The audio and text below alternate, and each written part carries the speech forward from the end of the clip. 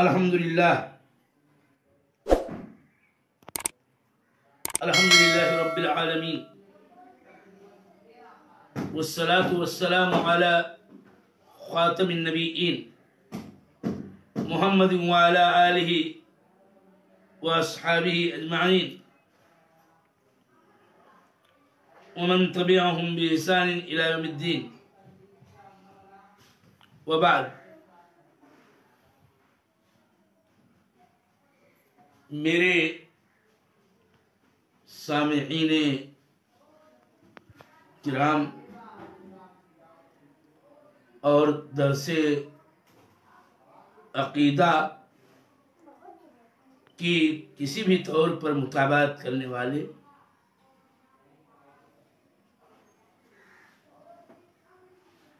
درس کا موضوع معیت اللہ لخلقہ ہے، جس کو سمجھنے کی بہت شدید ضرورت ہے۔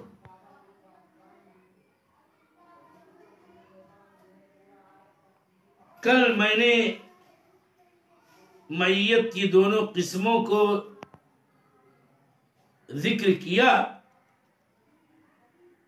بات آگے بڑھاتے ہوئے بعض باتیں یقیناً دہرائی جاتی ہیں عمدن بھی، تاکہ مسئلے کی نوعیت اچھی طرح سے ذہن نشین ہو جائے۔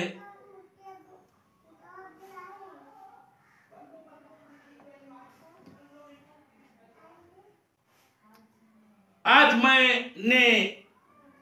اسی موضوع سے متعلق ایک خلاصہ لکھ کے جو تیار کیا ہے، میں اسی کو پڑھ دینا چاہتا ہوں تاکہ باتوں میں تکرار بھی نہ ہو اور افادیت سے گفتگو معمور رہے۔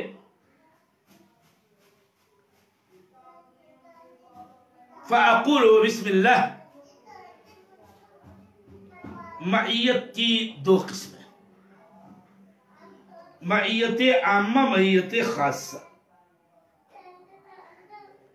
معیت عامہ کا مطلب یہ ہے کہ اللہ اپنی ہر مخلوق کے ساتھ ہے اور اس کو اہل علم سلف صالحین معیت علم کہتے ہیں۔ اسی کو معیت العلم والاحاطہ، معیت السمع والبصر، معیت الاطلاع بھی بولتے ہیں، اور اسی لیے وہ معکم اینما کنتم کی تفسیر میں یہ کہتے ہیں کہ یہ معیت العلم ہے۔ یہی سلف کی تفسیر ہے۔ اس کی دلیل مزید یوں ہم اور آپ سمجھ سکتے ہیں کہ یہ بدیہی امر ہے کہ اللہ اپنی ذات کے ساتھ اپنی مخلوقات کے ساتھ نہیں ہے، اور نہ یہ اس کی عظمت و کبریائی اور بڑائی اور علو و ارتفاع، علو ذاتی، علو قدر، علو قہر کسی کی بھی شایان شان نہیں ہے کہ اللہ تعالی ہر کسی کے ساتھ ذاتی طور پر ہو۔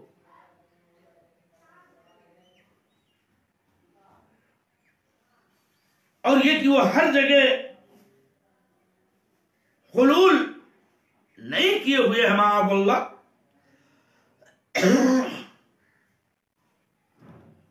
وہ اللہ تو عرش پر مستوی ہے، اپنی مخلوق سے جدا ہے، وہ علو ذاتی اور فوقیت اپنی تمام مخلوقات پر فوقیت و بلندی کی صفت سے متصف ہے، دلائل استوا، دلائل علو مطلق، دلائل علو ذاتی، دلائل علو قدر و قہر کو تفصیل سے میں خود ذکر کر چکا ہوں۔ چنانچہ معیت بھرم معیت ہے جو استوا اور علو کے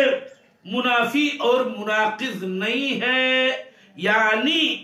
ہم اہل سنت والجماعت یہ کہتے ہیں صاف کہ اللہ تعالی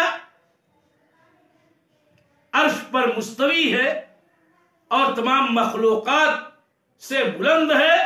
اور اس کے ساتھ ساتھ اللہ تعالی سب مخلوقات کے ساتھ ہے، اور یہ معیت علم ہے، یعنی اللہ سب کو جانتا ہے، کوئی چیز اس سے مخفی نہیں ہے،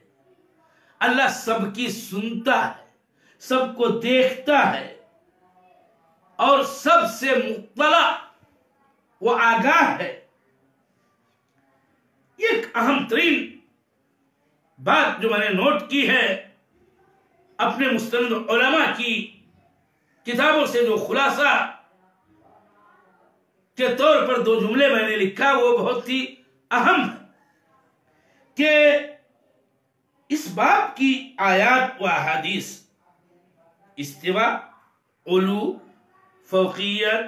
مقیت، ان تمام کے نصوص کتاب اللہ اور سنت رسول اللہ کے اندر موجود ہیں، لہذا آیات و احادیث کو، ان میں سے بعض کو بعض سے ملا کے ہمیں دیکھنا چاہیے، سمجھنا چاہیے، اور معنی و مفہوم متعین کرنا چاہیے، جیسا کہ ہمارے سلف صالحین نے سمجھا ہے اور جانا ہے،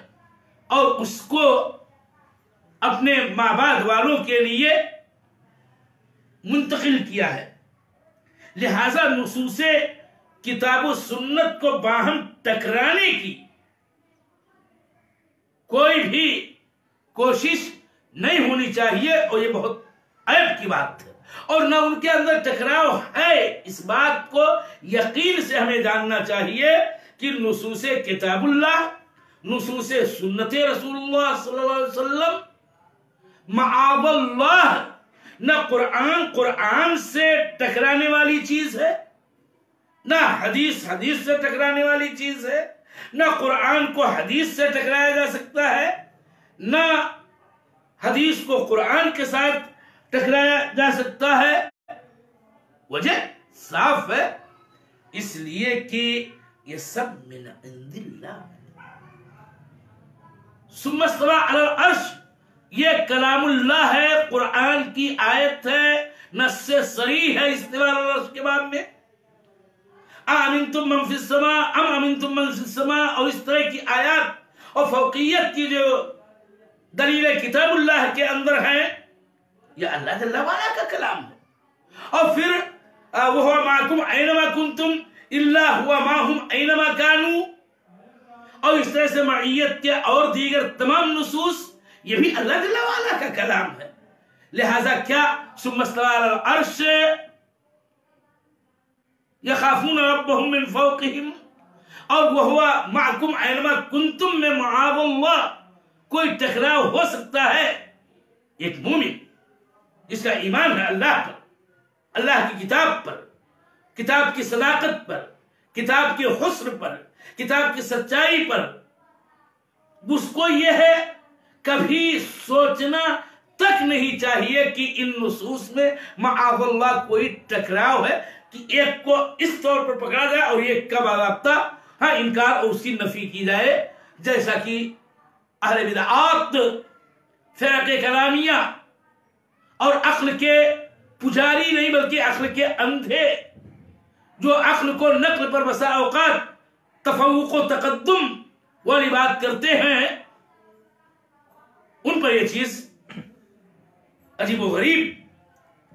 انداز میں مختلف ہے اور وہ ایک کو پکڑتے ہیں اور ایک کا انکار کر دیتے ہیں. مثلا اسی مسئلے میں وہ ہوا معکم اینما کنتم کو معیت ذاتی پر محمول کرتے ہوئے استوا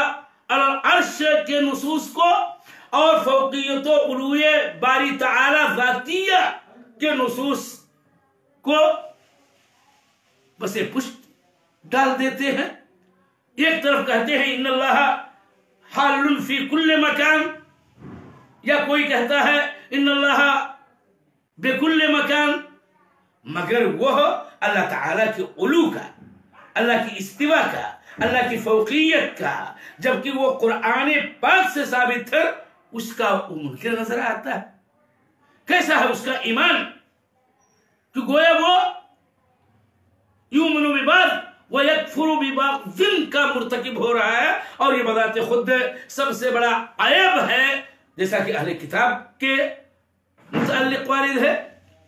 اور ہمارا نظریہ یہ ہے کہ کتاب و سنت صحیحہ کے اندر نہ اس کے قرآن کی خود باہمی آیات اور اللہ جل وعلا کے کلام میں، اور نہ احادیث میں باہمی طور پر، نہ قرآن کا حدیث کے ساتھ، نہ حدیث کا قرآن کے ساتھ معاذ اللہ تعارض و تناقض ان کے اندر ہو ہی نہیں سکتا ہے. لأن الکل من عند اللہ، اس لیے کہ سب من عند اللہ. اور اسی لیے ہم استواء العرش کے عقیدے کے ساتھ، اللہ تعالیٰ کے علو ذاتی کے ساتھ، ہم اللہ تعالیٰ والا کی معیت پر ایمان رکھتے ہیں. اور معیت کا معنی یہ ہے کہ اللہ تعالیٰ سب کو جانتا ہے اور اس کا علم ہر شے کو محیط ہے، تمام مخلوقات سے وہ آگاہ اور باخبر ہے، سب کی دیکھتا، سب کی سنتا ہے. اور یہی معیت عامہ کا مطلب ہے. اور معیت خاصہ جو دوسری قسم ہے، اس کی تفسیر بھی ہمارے سلف صالحین نے یہ کی ہے کہ اس کا مطلب یہ ہے کہ وہ اشخاص جن کے بارے میں خود اللہ تعالیٰ نے خبر دی کہ وہ ان کے ساتھ تھے، یا اوصاف و اخلاق و خصائل سے متصف بندوں کے ساتھ تھے، تو اس کا مطلب حفاظت، رعایت، نگرانی، نصرت، تائید، توفیق، فتح و ظفر اور اس طرح کے معانی ہیں. جیسا کہ آپ کو بار بار یہ بات بتائی گئی اور معیت خاصہ کا مفہوم واضح کیا گیا. ایک نقطہ فائدے کی ایک بات کہ معیت عامہ میں تفاضل نہیں ہوتا ہے. یعنی اللہ جل وعلا کی یہ صفت جو ہے کہ وہ سب کے ساتھ ہے، کہیں بھی ہوں، جیسا کہ خطاب کرتے ہوئے اللہ تعالیٰ نے کہا کہ وہ تمہارے ساتھ ہے، تم کہیں بھی ہو، اس کے اندر کوئی تفاضل نہیں ہوتا ہے. یعنی اللہ ہر ایک کی جانتا ہے، ایک مومن کی بھی جانتا ہے، ایک کافر کی بھی جانتا ہے. اللہ تعالیٰ ایک مومن سے بھی، موحد سے بھی باخبر ہے اور اس کی سنتا، اس کو دیکھتا ہے. تو ایسے ہی اللہ تعالیٰ ایک کافر و مشرک کو بھی جانتا ہے اور اس کی ساری باتوں کو جانتا ہے اور اس کو دیکھتا ہے اور اس کی سنتا ہے اور اس سے آگاہ ہے. لیکن معیت خاصہ کے اندر تفاضل ہوتا ہے. اس صفت کے اندر تفاضل اس اعتبار سے ہوتا ہے کہ خود ان اوصاف و خصائل کے اندر خود بندوں کے درمیان کہ جو ان سے موصوف ہوتے ہیں تفاضل ہوتا ہے، تو اللہ تعالیٰ خاصہ بھی ان کے ساتھ متفاضل ہوتی ہے. اور تفاضل کا مطلب کمی بیشی، کمی بیشی. مثلا اللہ تعالی نے جیسا کہ فرمایا کہ ان اللہ مع الذین اتقوا والذین هم محسنون، تو چونکہ تقوی ایک صفت ہے بندوں کی، احسان و اخلاص یہ ایک وصف ہے بندوں کی. اور اس دونوں وصف میں مثلا اس آیت کی روشنی میں ہم بات کر رہے ہیں کہ لوگوں کے درمیان، خود مومن بندوں کے درمیان فرق ہوتا ہے. ایک تقوی کے اعلیٰ درجے پر فائز ہوتا ہے اور ایک احسان و اخلاص کے اعلیٰ مرتبے کا حامل ہوتا ہے، اور ایک اس سے کم، اس سے کم، اس سے کم، وہاکذا. تو ایسے اللہ تعالیٰ کی معیت یعنی اس کی حفاظت، اس کی نصرت، اس کی تائید، اس کی توفیق اور اس کی نگرانی کے اندر بھی کمی بیشی ایسے اوصاف سے متصف بندوں کے ساتھ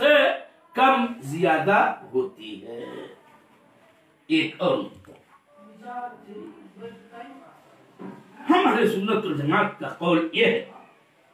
کہ معیت خاصہ، اللہ تعالیٰ کی معیت خاصہ، یہ اللہ تعالیٰ کی صفت مودت اور محبت کے جنس ہی سے ہے۔ اس کا اور اس جملے کا مطلب یہ ہے کہ اللہ جل وعلا جن کے ساتھ خصوصی طور پر ہوتا ہے، اس کا مطلب یہ ہے کہ ان سے وہ محبت کرتا ہے، ان سے مودت کرتا ہے، اور صفت محبت اور مودت کا ذکر دروس ماضیہ گزشتہ اسباق میں ہم کر آئے ہیں، اس کے دلائل کا بھی ذکر کر آئے ہیں۔ ایسے ہی ہمارے سنت والجماعت کے نزدیک ولایت اولیاء، کرامات اہل صلاح و تقوی، جس کو مشہور لفظوں کے ساتھ کرامات اولیاء بھی بولا جا سکتا ہے اور بولا جاتا ہے، بولنا صحیح ہے، تو یہ ولایت و کرامت کا بات بھی اللہ تعالیٰ کی معیت خاصہ پر ایمان کے فروع ہی میں سے ہے، کہ یہی وجہ ہے کہ اللہ جل وعلا اپنے ان بہترین اوصاف کے حاملین بندوں کے ساتھ خصوصی معاملہ کرتا ہے، خصوصی توفیق دیتا ہے، خصوصی تائید کرتا ہے، خصوصی نصرت کرتا ہے، حفاظت کرتا ہے، اور ان کے ہاتھوں بسا اوقات ایسے امور کا اظہار کراتا ہے اللہ جل وعلا جس میں ان کی تکریم جھلکتی ہے، جیسا کہ ہمارے سنت والجماعت کا یہ نظریہ اور عقیدہ ہے دلائل کی روشنی میں کہ نحن نؤمن بکرامات الاولیاء، کہ ہم اللہ جل وعلا کے مومن اولیاء متقی بندوں کی کرامتوں پر ایمان رکھتے ہیں۔ اور یہاں پر یہ نقطہ ہمیشہ یاد رہے کہ کرامت کے ظہور میں خود اس بندے کی کسی صلاحیت یا قوت یا قدرت و استطاعت الی آخرہ کا کوئی دخل نہیں ہوتا ہے، انما ھذا اکرام اللہ تعالی لأولیائہ المؤمنین المتقین۔ ایک بات اور ایک جملہ کہہ کے میں اپنی گفتگو ختم کرتا ہوں، اور وہ یہ ہے کہ اہل بدعت کا معیت کے بارے میں کیا قول ہے، ان کا کیا موقف ہے، ان کا کیا مذہب ہے، اور وہ جاننے کے بعد ہم ان کی تردید، ان کا ابطال کیسے کریں گے، یہ سبق کا ایک حصہ ہے جو بہت ہی اہمیت کا حامل ہے۔ پہلے میں ان کے قول و مذہب کے خلاصے کو آج ذکر کر دیتا ہوں آج کے درس میں، اور وہ یوں ہے کہ ان اہل بدعات اشاعرہ، حلولیہ، کلابیہ اور دیگر جو ان کے ہم نوا فرقے و اشخاص ہیں، ان کا قول یہ ہے کہ اللہ کی معیت کا مطلب اور اللہ کی معیت سے مراد معیت ذاتی ہے، یعنی وہ یہ کہتے ہیں کہ اللہ جل وعلا ہر جگہ حلول کیے ہوئے ہے، ہر جگہ موجود ہے۔ اردو کا بہت مشہور معروف جملہ رہا ہے تمام بر صغیر کے عام مسلمانوں میں جو عقیدے کے بارے میں ٹھیک صرفی نہیں رہے ہیں، وہ ماضی میں کہتے آئے کہ اللہ ہر جگہ موجود ہے، اور یہ باطل ہے۔ تو یہ ہے اہل بدعت کا اعتقاد و مذہب معیت کے بارے میں۔ میں اس کو مختلف تعبیروں کے ساتھ ان کے مذہب کو یوں بیان کر رہا ہوں کہ ان کا قول یہ ہے کہ معیت ذاتی ہے اور اللہ ہر جگہ موجود ہے، حلول کیے ہوئے ہیں۔ ان کے نزدیک اللہ تعالی ہر جگہ پر ہے، ان کے نزدیک اللہ رب جل وعلا عرش پر نہیں ہے، ان کا یہ قول ہے کہ اللہ تعالی اپنی ذات کے ساتھ مخلوق پر عالی اور بلند نہیں ہے۔ ان اہل بدعات کے نزدیک یہ ہے ان کا اعتقاد کہ وہ ہر جگہ میں حلول یعنی دخول کیے ہوئے ہے۔ یہ ان کے قول و مذہب کا خلاصہ، جس کے لیے یہ تعبیریں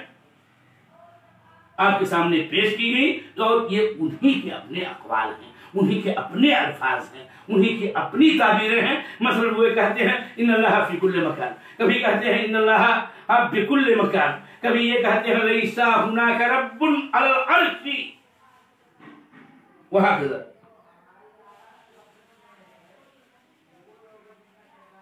اور ان کے قول کے سلسلے میں ایک نکتہ کہ دو تعبیریں وہ بسا اوقات اختیار کرتے ہیں یہ اہل بدعات کہ ان اللہ فی کل مکان، اور کوئی کہتا ہے ان اللہ حال بکل مکان۔ یہ دو جملہ ہے۔ تو اہل حلول تو یہ بولتے ہیں کہ ان اللہ حال بکل مکان۔ تو فرق کیا ہے دونوں میں؟ فی کل مکان اور بکل مکان میں فرق یہ ہے کہ فی کل مکان کا مطلب یہ ہے کہ تم کسی بھی جگہ جاؤ گے اللہ وہاں پر موجود ہے، اور بکل مکان کا مطلب یہ ہے کہ جہاں جہاں تم جاؤ گے وہاں پر اللہ تعالی بھی جا کے موجود ہوگا۔ بھائی صاف فرق ہے دونوں جملوں میں، اور دونوں ہی حلول کے متقاضی ہیں، اور علو و فوقیت و استواء اللہ جل وعلا علی عرشہ کے منافی ہیں۔ تو یہ اہل بدعات و شاعرہ کلابیہ وغیرہ کی بات ہے، یعنی ان کا قول یہ ہے کہ اللہ عرش پر نہیں ہے بلکہ وہ ہر جگہ ہے، وَهُوَ مَعَكُمْ أَيْنَمَا كُنْتُمْ کا مطلب ان کے نزدیک یہی ہے کہ وہ مخلوق کے ساتھ مختلط یعنی ملا جلا ہوا ہے۔ اور ان کا یہ قول ہے کہ ما جو ہے اس کا مطلب ہی ہوتا ہے معیت الذات، اس لیے وہ یہ کہتے ہیں کہ اللہ تعالی سب کے ساتھ ذاتی طور پر پایا جاتا ہے۔ اسی بنا پر انہوں نے استوا اور علو دونوں کا انکار کر رکھا ہے، اور علو ذات کو بھی باطل قرار دیا ہے۔ کل کے درس میں میرے محترم سامعین میں ان عشائرہ حلولیہ اہل بدعات کا رد و ابطال پیش کروں گا انشاءاللہ تعالی، واسأل اللہ